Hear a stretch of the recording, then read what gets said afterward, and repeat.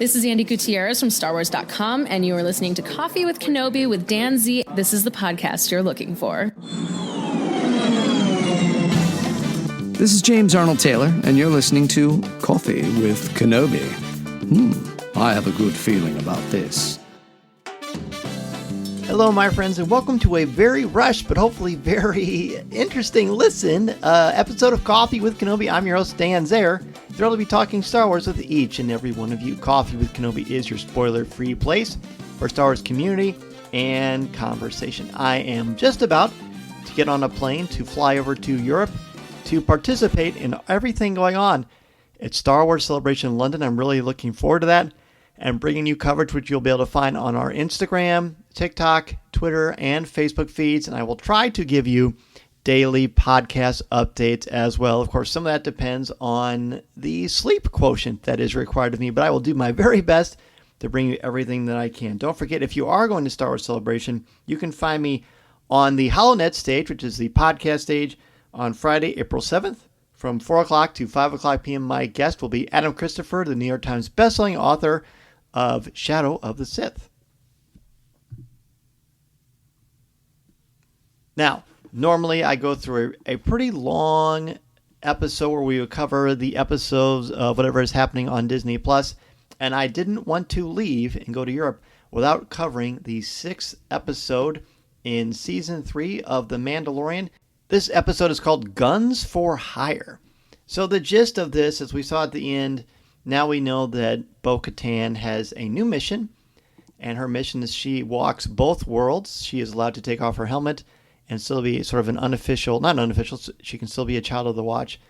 But at the beginning of this, we see a sort of a Romeo and Juliet situation where you've got two households, or two species rather, that do not normally play nice together. I'm talking about the Quarrens and the Mon Calamari. The Quarrens, if you remember Squid Head from Return of the Jedi, those creatures that have basically octopus heads, we find one that is going through space, a Quarren ship, and an Imperial vessel shows up, and it is full of Axe Woves and the Mandalorians that we saw in the Eris episode and in the finale of Season 2 of The Mandalorian. Now we know where these Mandalorians have gone to that did not stay with Bo-Katan. They are basically missionaries. Now, what they do, we don't really know as far as what kind of cases or jobs they will take. But for this one, they've been hired to take this Mon Calamari away from his love. And it's a bit sad and tragic, and they really focus on that a lot. And then they zoom off, they take the Mon Calamari with them, and they leave. And then we're treated to the opening of this, which is what they tell us the episode title. It's good to see Axe Woves and Cosca Reeves back, played by Sasha Banks, of course. And they seem to really be enjoying themselves. They have an Imperial vessel that they have taken care of for themselves. And now they're just flying around. This episode, again, is called Guns for Hire. So we head over to Bo-Katan. She and Mando and Grogu is with them, which is nice to see. I feel like we haven't seen Grogu as much lately, so it's good to see him. They are going to head to a planet. It's called Plazir 15. It's Plazir-15. This is an independent planet that is not part of the New Republic, and it's absolutely thriving. But this is where all the other Mandalorians are hiding. Not hiding, they're just sort of hanging out. That's a new place. So the Mandalorians get in this little train-type tube/monorail thing that's very, very quick. And before they can go and see the other Mandalorians, they've been asked to go to meet the rulers of Plazir 15. And then we get some really awesome cameos. It's Lizzo and Jack Black. Now, Lizzo, I barely know. I'm sure that is probably my generation as much as anything. So I apologize. I know a lot of people love Lizzo. She seems extraordinarily talented. She's quite a good actor, too. But she is on this, and she plays the Duchess, and she's married to Jack Black. Now, from a distance, I saw Jack Black sitting at the other end of the table, and I saw the beard, and as soon as I heard that voice, I'm like, dude, it's Jack Black! And Mason says, who is that? Like, he's awesome. He's a really good singer, and he's very, very funny. He's a great actor. He plays Captain Bombardier, Bombardier. They're a very wealthy married couple, and they're overseeing the independent planet. Now, Bombardier is interesting because he's a former Imperial officer who participated in the New Republic's amnesty program after the war, which we know a little bit about from earlier with The Good Doctor. So he falls in love with the Duchess. They rule this planet. It's part monarchy, part democracy. I'm not really sure how that works, but it seems to be working fine for them. These two just chew up scenery. They're having a great time together. And essentially what happens, well, my favorite part, one of my favorite parts, and Mason really dug this as well, was when Lizzo, who's the Duchess, she says, "Oh, I love your baby. Can I hold him?" And the Mandalorian says, "He doesn't really take well to strangers." And then Grogu smiles, jumps and leaps and does a little somersault and lands in Lizzo's arms. It was pretty adorable. I can't wait to see the behind the scenes on that one. It's pretty great. Grogu also uses force powers to help Lizzo when it's space bocce ball, which by the way looks amazing. At the end of it, she does say that Grogu is a knight with an actual sword and a lightsaber. Pretty hilarious. Now, apparently Lizzo's a huge Grogu fan, which I'm reading this from Entertainment Weekly. She even dressed up as Grogu for Halloween, so this must have been an insane thrill for her. So Bo-Katan and Din are there first because they're supposed to investigate a series of malfunctioning battle droids. And you hear battle droids and you get excited because if you're a fan of them like Mason and I are, you know they're fun and they're interesting. Plus it reminds us of the Phantom Menace. Now, interestingly enough, when you get really used to Clone Wars and to the Bad Batch, you get used to a different kind of voice because when you rewatch Phantom Menace, the battle droids don't really sound like they do in Clone Wars. But here, live action, they sound like the Clone Wars type, which is kind of fun. I don't know that it's super important, but it is something that I noticed. Now, the reason they can't run around and get rid of these droids that are causing problems, and they show these videos, like one looks like one from the famous Star Wars Holiday Special with all these little Ginsu knives. It's interesting, I barely can pronounce Ginsu, but I can pronounce Grogu or all these other Star Wars names. You know, it's just part of what it is, right? So they can't just shut off all the droids because the people there have used their opulence and wealth to become quite, lazy, really. It very much reminded me of WALL-E because these droids do the work for everybody and they don't have to do anything, so they don't know how to live. Now, the reason we know this is because we meet the planet's commissioner who is running all this. He is Christopher Lloyd, of course, of Back to the Future fame, Taxi, and a number of other things. The guy's an icon and a legend, so it was really, really cool to see him. We do find out at the end of the episode that he's actually a separatist, and he talks about how Count Dooku was a visionary. At the end, he's about to mention a Jedi as well. You can't help but think it's Anakin, and he's going to complain about Anakin, but we don't really get to hear that because he gets knocked out. So the main takeaways here. At the end, there's this great fight with Bo-Katan and other Mandalorians, but we'll get to that in a second. I'm most interested, the Mandalorian and Bo-Katan, they go throughout this city, and they go to the underbelly, and they go to this bar. The way they do, it's almost like a little detective thing. They find this thing, they pull out a super battle droid out of this container. It very much looks like a morgue that you'll see in a police crime movie or series or something like that. By the way, before we get to that, some of the droids are malfunctioning, and again, they don't just turn them all off because they're all attached to, of course, electricity in some way. Because again, the citizens of the planet don't want to get rid of the droids. They rather just sort of take their chances with the danger, which is an interesting little metaphor, I think. But so before this battle droid gets shot by Bo-Katan, I believe, or maybe it's Mando, I can't remember. They chase after it, and the reason it activates and switches to becoming nasty is because as they are walking by the Mandalorian, as they're holding these big crates, he keeps kicking them and knocking them over, or trying to knock them over and trying to make them mad. You will remember that the Mandalorian, while he is he is over his anger at droids in general, he's still not a fan of battle droids or super battle droids because they killed his family. Completely understandable. So he activates one, it goes wild, and then they go through this chase sequence. I'm not used to seeing super battle droids run away or even run at all. The effects on that were really awesome. So they do like they pull this, it looks like it's blood, but it's some sort of oil or some sort of lubricant inside the droid, and somehow find inside the droid, inside its, the liquid, is a chain code. I'm not really sure if that makes any sense, but it's Star Wars. It doesn't have to make sense. It's science fantasy. It's not science fiction. So I dug that. And then they trace it to the commissioner, who again is Christopher Lloyd. And they have to, is it right, commissioner? Yeah, commissioner. And he's 84 years old, by the way, still getting it done. He's awesome. So cool to see him. So they end up going to this bar where they think these things were sold. And it's called the Resistor, by the way. That is the name of this droid bar that they go to. And they basically play good cop, bad cop. The thing that they were able to trace to this place, the Resistor, is called a spark pad. And the spark pad is what the droids, I guess, imbibe.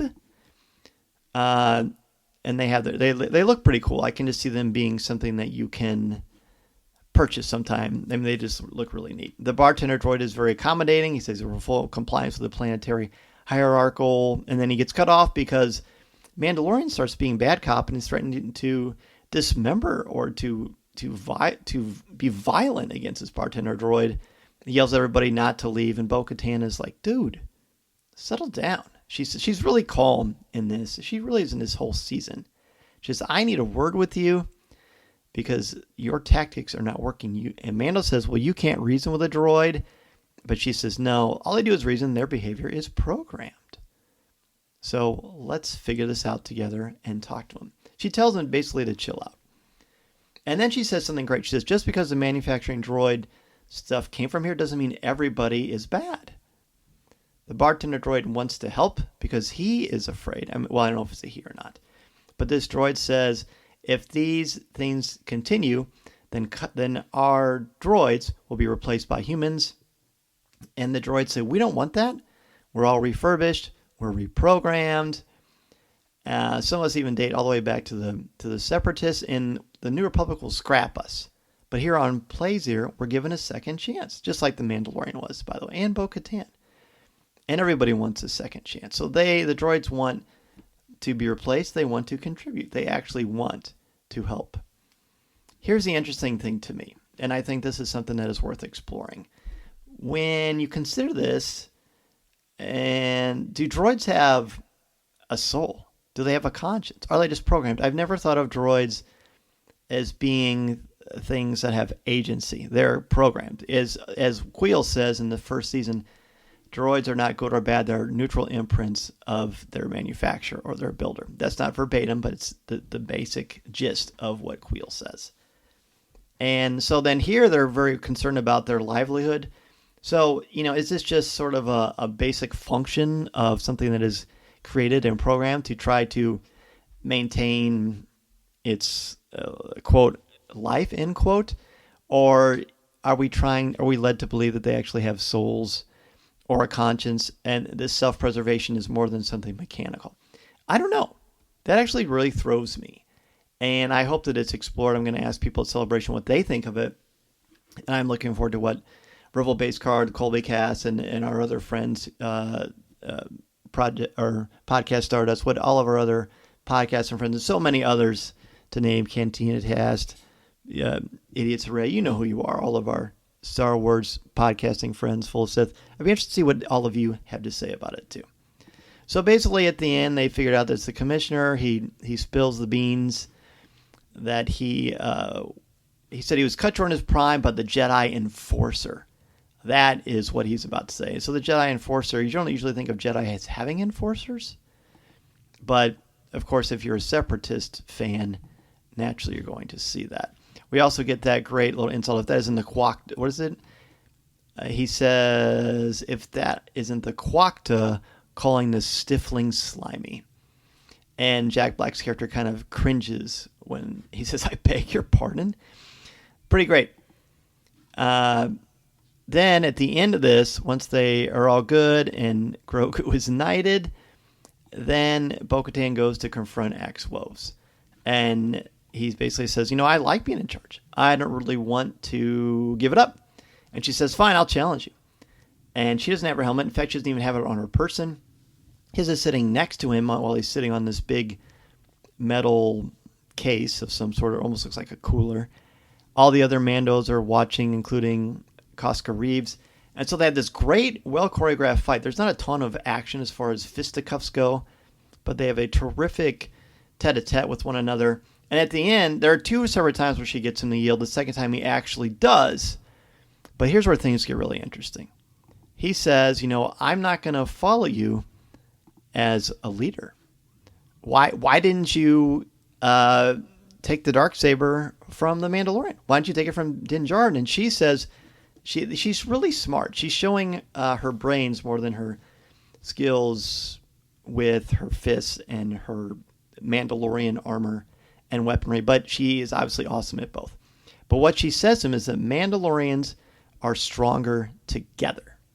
She looks at all of them and she says, and then he says, a misguided zealot possesses the blade, who does not have one drop of Mandalorian blood in his veins. That's what Axe Woves refers to the Mandalorian as, a misguided zealot, which is understandable if he didn't know the whole story, and he doesn't.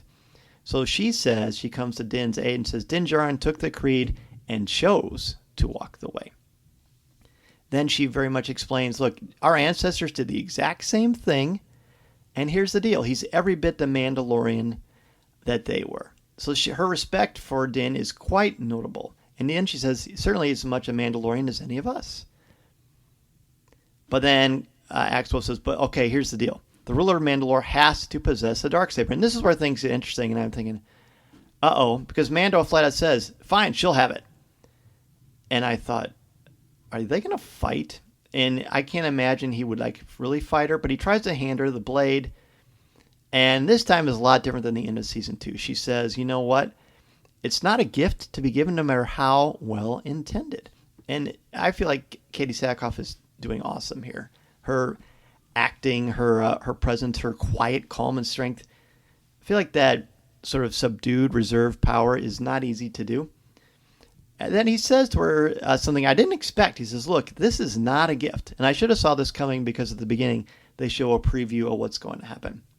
He says, look, I was exploring Mandalore and I was captured. When I was, this blade was taken from me. That's all 100% true. He says, Bo-Katan rescued me and slayed my captor. As a result, she defeated the enemy that defeated me. Now, by the letter of the law, that's how it works, man. That's how it works. Doesn't have to be some grandiose battle.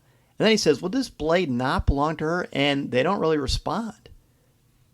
And he says it again. And then Axe Woves just says, kind of like he's gotten the wind knocked out of him, metaphorically.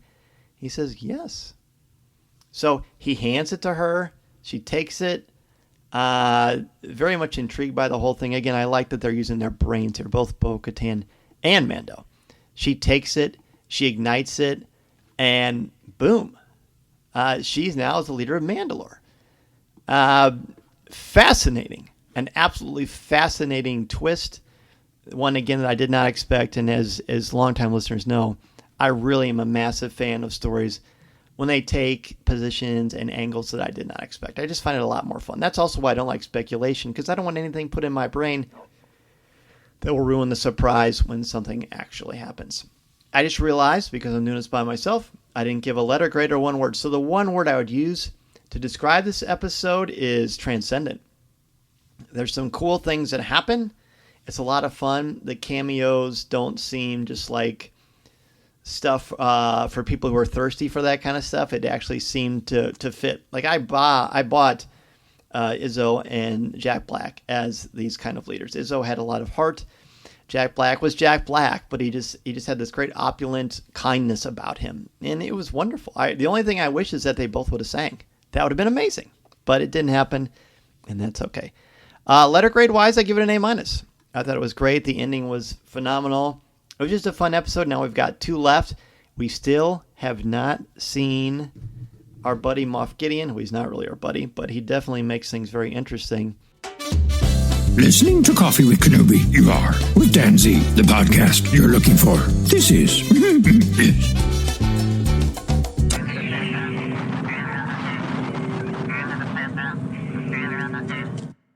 So I hope that we'll get to see him the next 2 episodes.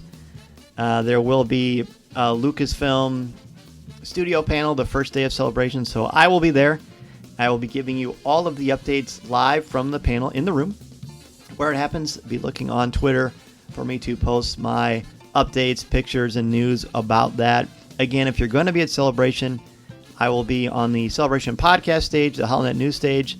It is HoloNet News Stage Room 14 on Friday, April 7th from 4 o'clock to 5 o'clock with my special guest, Adam Christopher, best-selling author of Star Wars Shadow of the Sith. And if you join us on CWK Live every week, you know that next week I'm actually taking the week off because I will just be getting home from Celebration. I want to spend some time with my family and hopefully avoiding jet lag in the process. But it's been so great. I want to thank my wife Deanna and my son Mason for being so generous. I'm going to miss them being gone for half of my spring break over in Europe, but I can't wait to come home and see them. Truly appreciate their love and support for me and Coffee with Kenobi. So the next live show is going to be on a special date.